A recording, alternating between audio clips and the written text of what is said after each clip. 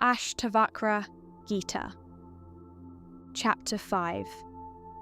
The 4 Dissolutions. Dissolving the ego without fighting it. 4 chapters have passed since King Janaka first asked his 3 questions. He has been tested and has proven true. He has been challenged and has answered from direct experience. The wave now knows itself as the ocean. But the sage is not finished. Not because Janaka needs more teaching, but because there will be others. Seekers who come after. Students who struggle on the path. Ashtavakra approaches through the garden.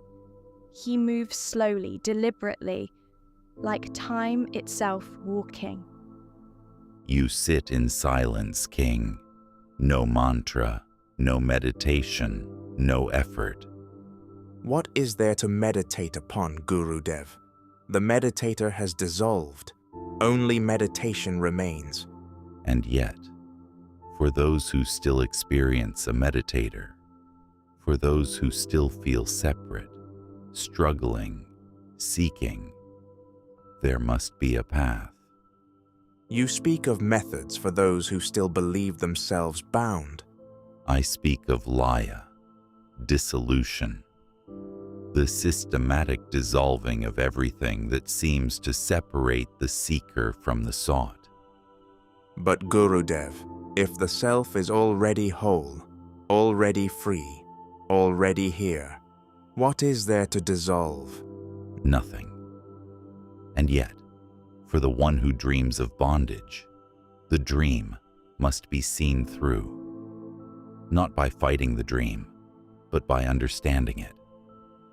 Mist rises from the pond, beginning to dissolve as the sun strengthens. Watch the mist. Does it fight itself to disappear? No. It simply dissolves when the sun appears. Similarly, the ego dissolves when the light of knowledge dawns, not by effort, by recognition. But for those still in the mist, I will describe the sun's rising. Ashtavakra picks up a fallen leaf, holds it, then lets it drop.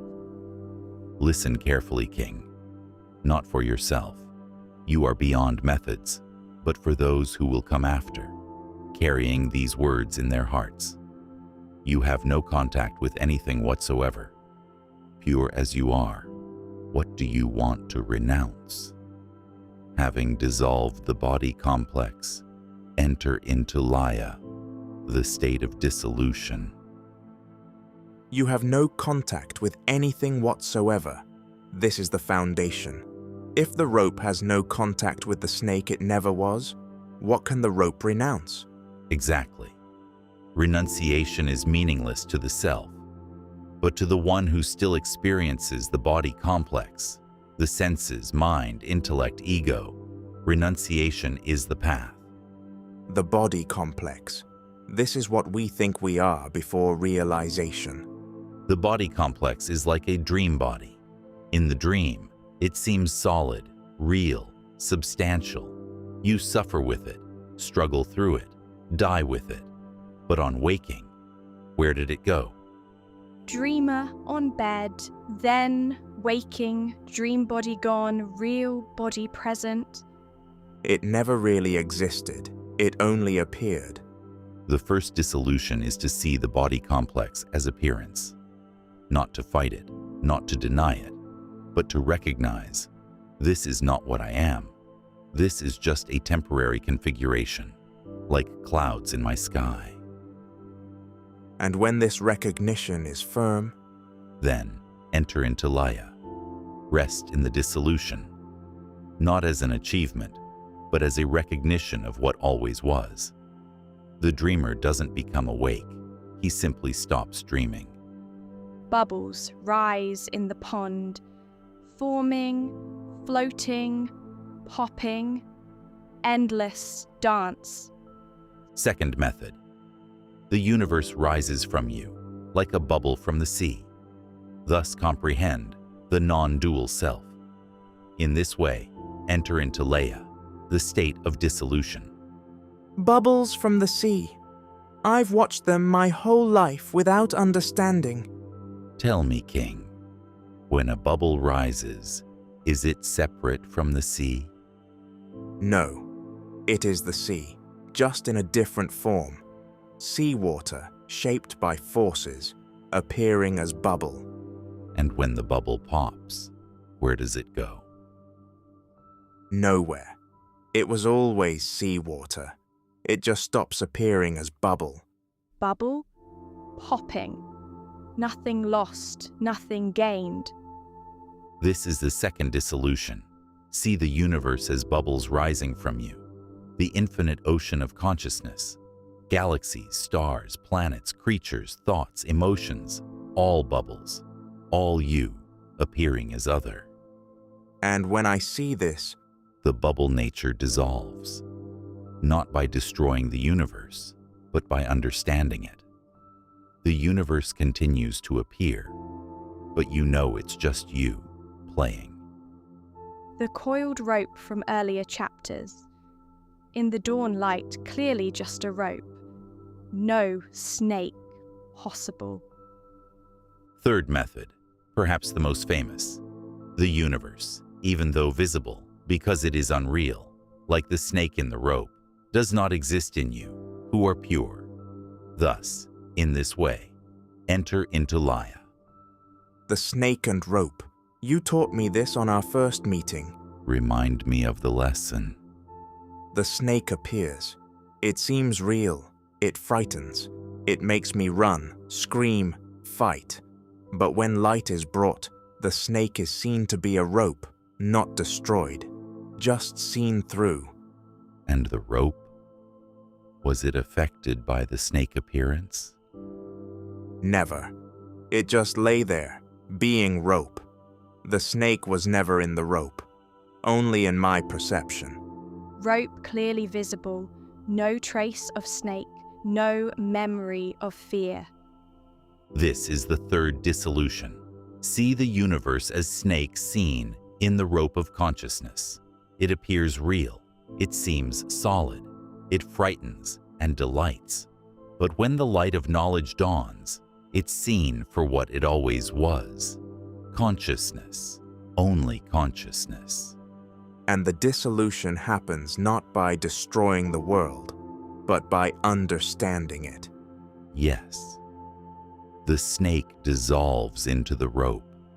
The world dissolves into the self. Not as loss, as recognition. The palace waking, joy and sorrow, life and death, hope and disappointment, all happening simultaneously. A baby born somewhere, a body cremated somewhere else, laughter here, tears there.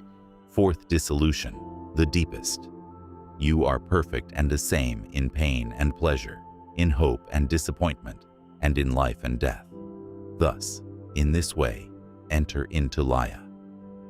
In the palace, all these happen every day. Pleasure and pain, hope and disappointment, life and death. The courtiers experience them intensely. And you? I witness them, like watching waves on the ocean, some rising, some falling, some crashing, some calming. But I am not the waves. I am the ocean. This is the fourth dissolution. Not to become indifferent. That's just numbness. But to see that all opposites are made of the same substance.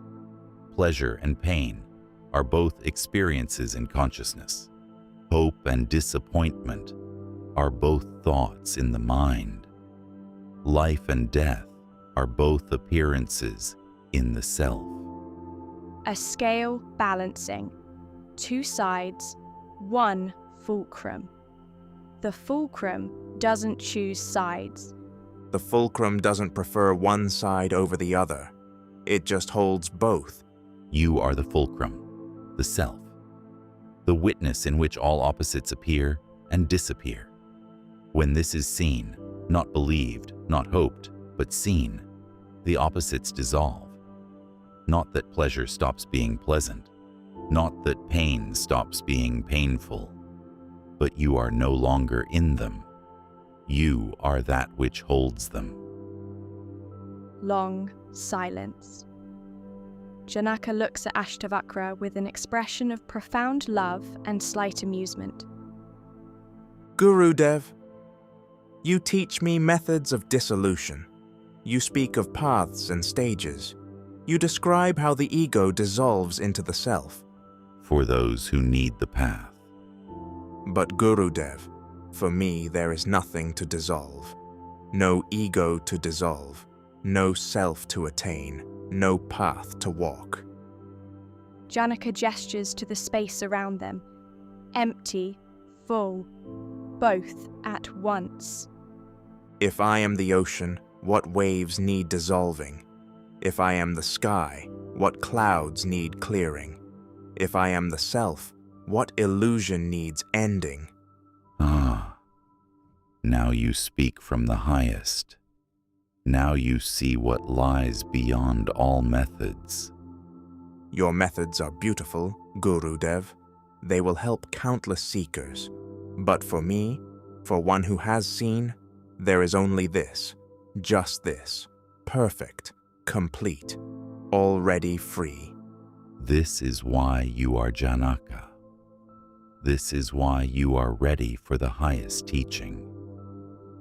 The two masters, for now, both are masters, sit in silence, smiling at each other. But tell me, King, if there is nothing to dissolve, why do seekers struggle?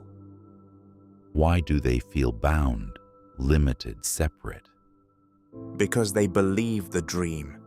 Because they think, I am this body, this mind, this story. Because they have not yet questioned who it is that feels bound. And your advice to them? First, recognize that you have no contact with anything. Pure as you are, what is there to renounce? Then, see the universe rising from you like bubbles from the sea. Then, see it as snakes seen in rope, visible but unreal. Then rest in the perfect witness of all opposites. You have summarized the 4 dissolutions perfectly. You taught them, Gurudev. I only repeat. No, you live them. That's the difference. The sun now fully risen, mist completely gone, the garden clear, bright, ordinary, and utterly perfect. One more thing, King. The highest truth. Yes? Even the desire for dissolution must dissolve. Even the method must be dropped. Even the path must be left behind. Like the boat that carried you across the river. Once you reach the other shore, you don't carry it on your head. Exactly. The 4 dissolutions are for those still crossing. But for one who has arrived, there is no dissolution. There never was anything to dissolve. River. Boat tied at shore. Traveller walking away, not looking back. The dreamer never really was. Only the self. Only the self. Only the self. Evam eva layam vraja. Thus, in this way, enter into dissolution. But the highest, thus, is to see there was never anyone to dissolve. The garden in full daylight.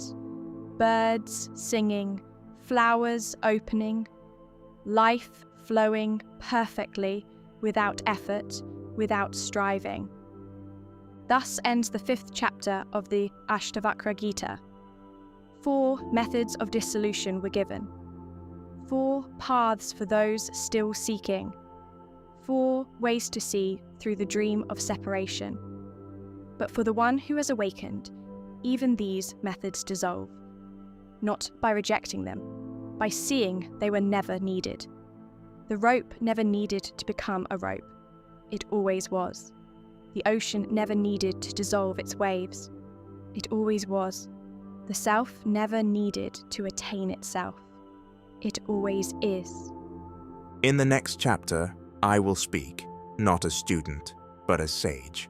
I will describe what I have seen. The self supreme, the one without a second, that which needs no dissolution, because it was never dissolved. And I will listen. For the teacher becomes student when the student becomes the self. Two figures walk together through the garden, not teacher and student anymore. Two waves knowing they're the ocean. Two clouds knowing they're the sky. Two selves knowing they're the self. Take a quiet moment and reflect. Right now, who is aware of these words? Who is aware of this moment? That awareness is your true nature. If this teaching resonated with you, consider supporting the channel by liking this video and subscribing for more explorations into advaita, meditation, and inner awakening. And in the comments below, share what insight touched you the most. Your reflections help this wisdom reach more seekers around the world. Thank you for watching.